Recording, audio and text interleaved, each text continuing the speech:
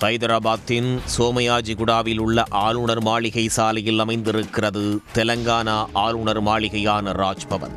தற்போது தெலங்கானா மாநில ஆளுநராக உள்ள விஷ்ணு தேவ் வர்மா அங்கு வசித்து வருகிறார். எப்போதும் பலத்த பாதுகாப்புக்கு மத்தியில் இருக்கும் ஆளுநர் மாளிகைக்குள் அனுமதி இல்லாமல் யாரும் உள்ளே செல்ல முடியாது. இந்த நிலையில் ராஜ்பவனில் உள்ள சுதர்மா பவனில் முதல் மாடியில் கணினி அறையில் மர்ம நபர் ஒருவர் கடந்த 14ஆம் தேதி இரவு வந்து சென்றுள்ளார்.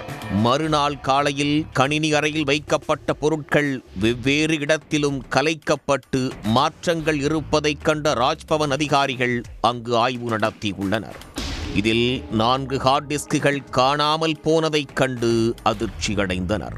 உடனடியாக சிசிடிவி கேமரா காட்சிகளை ஆய்வு செய்தபோது ஹெல்மெட் அணிந்து கொண்டு மர்ம நபர் ஒருவர் ஹார்ட் டிஸ்குகளை திருடிச் செல்வதை பார்த்த அதிகாரிகள் அது குறித்து போலீசாருக்கு தகவல் தெரிவித்தனர்.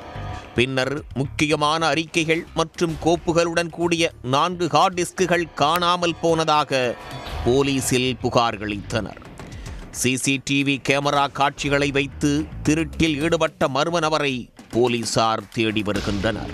அந்த ஹார்ட் டிஸ்குகளுக்குள் என்ன இருந்தது, அதை திருடிச் சென்றது யாராக இருக்கும் என்று போலீசார் விசாரித்து வருகின்றனர். மேலும் உள்ளே பணி செய்பவர்கள் உதவியில்லாமல் திருடியிருக்க முடியாது என்பதால் ராஜ்பவனில் பணிபுரிந்து வரும் ஊழியர்களிடமும் விசாரணை நடத்தப்பட்டு வருகிறது.